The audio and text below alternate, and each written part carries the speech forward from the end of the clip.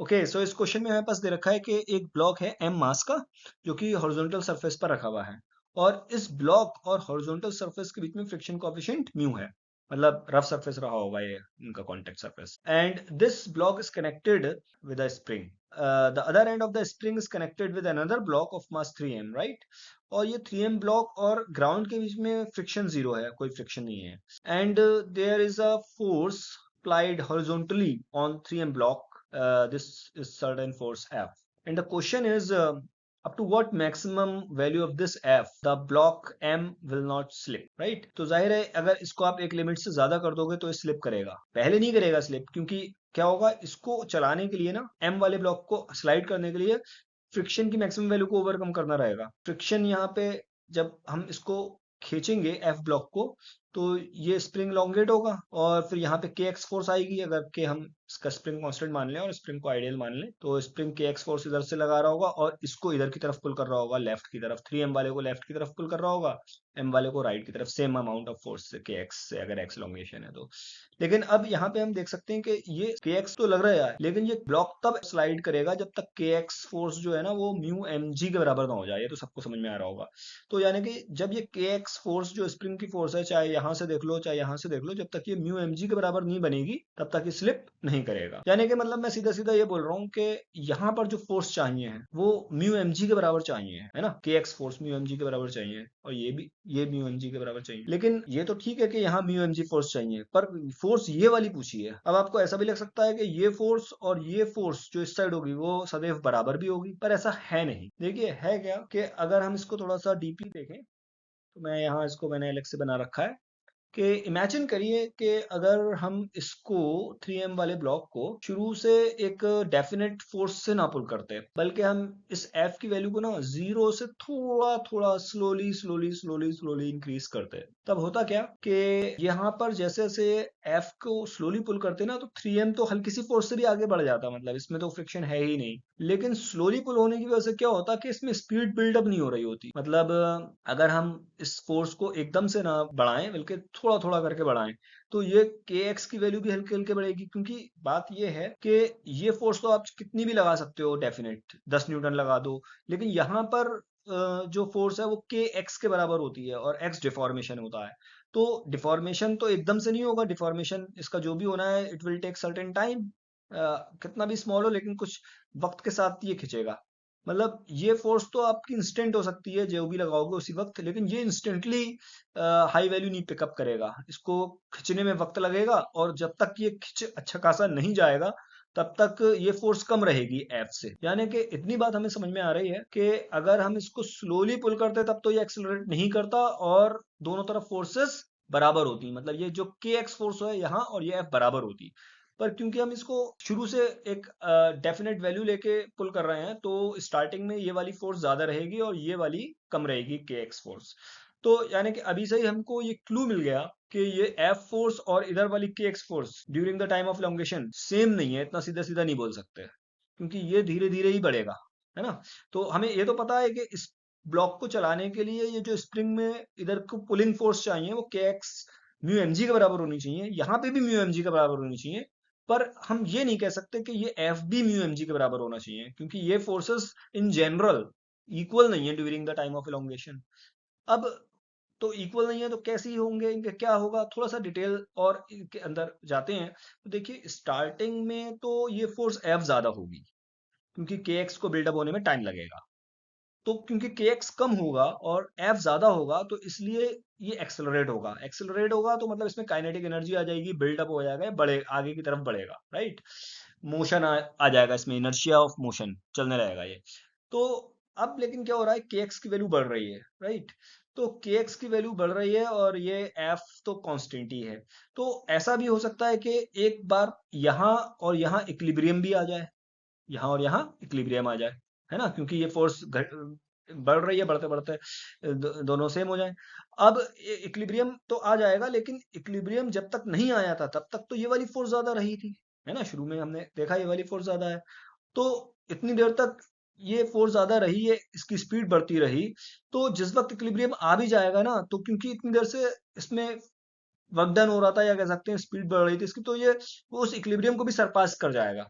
यानी कि ये फोर्स तो हमारी मतलब अभी इसके बराबर है, लेकिन ये और आगे जाएगा, और क्योंकि ये और आगे जाएगा इनर्शिया की वजह से, तो स्प्रिंग और इलोंगेट हो जाएगा।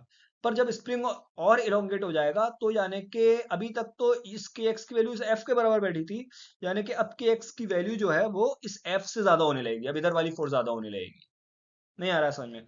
देखिए, जब शुरू में तो ये एफ ज्यादा रहा था, ये धीरे धीरे बढ़ रहा था, लेकिन जब खींचते जाएंगे ना, तो ये बढ़ता जाएगा, तो एक टाइम ऐसा आएगा ये दोनों बराबर हो जाएंगे, है ना? लेकिन जब तक ये बराबर नहीं थे, है ना, जब ये बराबर नहीं थे, ये चीज छोटी थी, तब तक ये स्पीड के साथ आगे बढ़ रहा था। तो जिस वक्त ये के एक्स और ये बराबर भी हो जाएंगे ना, उस वक्त तक ये अच्छी खासी स्पीड आ चुकी होगी, तो भले ही आपकी ये फोर्स कम है या बैलेंस हो चुकी है, लेकिन तब भी ये आगे चला जाएगा, और जैसे ही आगे जाएगा, तो अभी तक तो एफ के एक्स के बराबर हुआ था, के एक्स एफ के बराबर हुआ था, अब के एक्स की वैल्यू और बढ़ने लगेगी। समझ में आ रही है बात? क्योंकि अब ये उस इक्विलिब्रियम कंडीशन को भी, इक्विलिब्रियम पोजीशन को भी सरपास कर जाएगा। तो यानी कि यहाँ पर फोर्स ज्यादा हो जाएगी अब, और जब यहाँ पे फोर्स ज्यादा होगी तो ये रिटार्ड करेगा, ठीक है ना? अब एफ से ज्यादा इधर के एक्स फोर्स हो गई है, तो हमें ये क्लेम करना बड़ा गलत होगा कि यहाँ पर भी फोर्स म्यू एम जी के बराबर है, यहाँ तो म्यू एम जी के बराबर रहेगी। तो इसको अगर मैं सही से दिखाऊं सारे एफ बी डी बना करके, तो एक तो इसके ऊपर भाई इसका वेट लग रहा होगा एम जी, है ना, और ग्राउंड से कांटेक्ट में है तो एक नॉर्मल फोर्स भी लग रही होगी भाई, और वर्टिकल इक्विलिब्रियम है तो ये नॉर्मल फोर्स एम जी के ही बराबर होगी बाई मैग्नीट्यूड, और ये पीछे की तरफ इसके ऊपर फ्रिक्शन फोर्स लग रही है। थोड़ा सा मेरा डायग्राम एरो टेढ़ा बन गया, कोई दिक्कत नहीं है। अच्छा, यहाँ पर स्प्रिंग, क्योंकि अगर स्प्रिंग का कांस्टेंट के मान लें, तो स्प्रिंग इसको पुल कर रहा होगा राइट डायरेक्शन में, है ना, तो ये कुछ फोर्स होगी, के एक्स फोर्स होगी ये वाली। तो हमारा ये कहना है, ये के एक्स जो है ना, ये तो एफ मैक्स के बराबर होगा भाई, तभी ये ब्लॉक आगे बढ़ सकता है ना, और ये एफ मैक्स तो म्यू एस एन के बराबर होगा, म्यू एस मतलब म्यू और एम जी, तो ये तो ठीक है, ये के एक्स जो है वो म्यू एम जी के बराबर आ गया है, इतना तो ठीक है। अब यहाँ पर भी यही चीज जो है 3m वाले ब्लॉक पर, ये भी वही सेम ही फोर्स होगी एट ऑल टाइम्स, मतलब के एक्स इधर होगी तो के एक्स इस पर भी होगी, तो सेम ही होगी। लेकिन मैं ये नहीं कहूंगा कि ये एफ और ये के एक्स सेम होंगे, क्योंकि इन जनरल ये दोनों सेम नहीं होंगे, शुरू में एफ ज्यादा होगा और आगे चल के एक्स ज्यादा हो जाएगा, बीच में इक्विलिब्रियम होगा, लेकिन ये इक्विलिब्रियम को भी सरपास कर जाएगी। तो आप ये नहीं कह सकते कि ये एफ भी म्यू एम जी के बराबर होगा तभी ये ब्लॉक स्लिप करेगा। इनफैक्ट एफ तो यहाँ पर अगर हम फोर्सेस को इक्वल रखे तो नहीं कर सकते, तो एनर्जी का देख सकते हैं, क्योंकि यहाँ पर जब हम इसको पुल कर रहे हैं ना, तो जब तक ये पुल हो रहा था फ्रिक्शन फोर्स लग रही थी इसके ऊपर, ये जब तक नहीं चल रहा होगा, और जब एक फोर्स के बाद ये चलना शुरू कर देगा ना, तो उस मोमेंट पे चलना शुरू करेगा, स्टार्ट करेगा, तो इसकी जो इनिशियल वेलोसिटी होगी वो जीरो होगी, है ना, जैसे मोमेंट पे चलना स्टार्ट करेगा, और स्प्रिंग में इलोंगेशन मैक्सिमम होगा, राइट। और अभी तक तो ये आगे बढ़ रहा था, अब जब ये आगे बढ़ना शुरू करेगा तो इलोंगेशन बढ़ना रुक जाएगा और कम हो जाएगा, यानी कि जिस मोमेंट पर ये आगे बढ़ना इनिशिएट करेगा, उस मोमेंट पर स्प्रिंग का डिफॉर्मेशन मैक्सिमम होगा, और जब स्प्रिंग का डिफॉर्मेशन मैक्सिमम होता है तो उसके दोनों एंड्स सेम, मतलब रिलेटिव वेलोसिटी सेम जीरो होती है दोनों की, तो यानी कि जिस वक्त ये चलना इनिशिएट करेगा, ये तो स्पीड जीरो हो कैरी करेगा ही, एम वाला, ये वाला भी कैरी करेगा जीरो।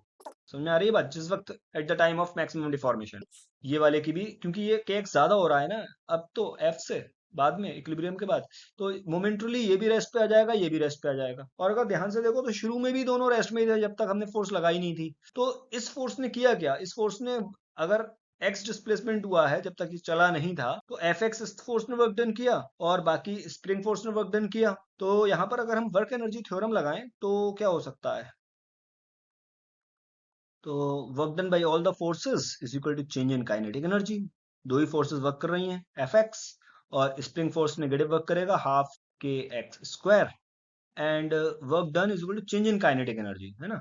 तो final kinetic energy minus initial kinetic energy, ठीक है ना। अच्छा, अगर ध्यान से आप देखें तो फाइनली, जिस फाइनल काइनेटिक एनर्जी से हमारा मतलब क्या है? उस वक्त की काइनेटिक एनर्जी जिस वक्त डिफॉर्मेशन मैक्सिमम हो या फिर जिस वक्त ये डिस्प्लेस कर रहा हो। तो जिस वक्त ये जस्ट इनिशिएट करेगा अपना मोशन, इसकी स्पीड जीरो होगी, तो इसकी काइनेटिक एनर्जी भी जीरो होगी, और क्योंकि मैक्सिमम डिफॉर्मेशन के टाइम दोनों एंड्स की स्पीड सेम होगी, तो इसकी भी जीरो होगी, यानी कि टोटल काइनेटिक एनर्जी दोनों की मिला के फाइनल काइनेटिक एनर्जी जीरो होगी, क्योंकि वो भी रेस्ट पे ही होगा मोमेंटली, और इनिशियली तो वो रेस्ट पे था ही दोनों, तो इनिशियल भी जीरो। और ये हमारे पास F x minus half k x square की वैल्यू है, यानी कि एफ एक्स खुद किसके बराबर हो गया, हाफ के एक्स स्क्वायर के बराबर हो गया, है ना। तो अगर एक्स से एक्स काट दें तो एफ किसके बराबर आ जाएगा, एफ बराबर आ जाएगा के एक्स बाई 2। और के एक्स खुद किसके बराबर है, म्यू एम जी के बराबर है, यानी कि इसको जो फोर्स स्लाइड करने के लिए चाहिए वो म्यू एम जी नहीं चाहिए, बल्कि वो म्यू एम जी अपॉन 2 चाहिए, क्योंकि के एक्स खुद म्यू एम जी के बराबर है, मैंने वो रिप्लेस कर दिया यहाँ से। तो इसमें ऑप्शन हमारा बन रहा है म्यू एम जी अपॉन 2, यानी कि सेकंड ऑप्शन।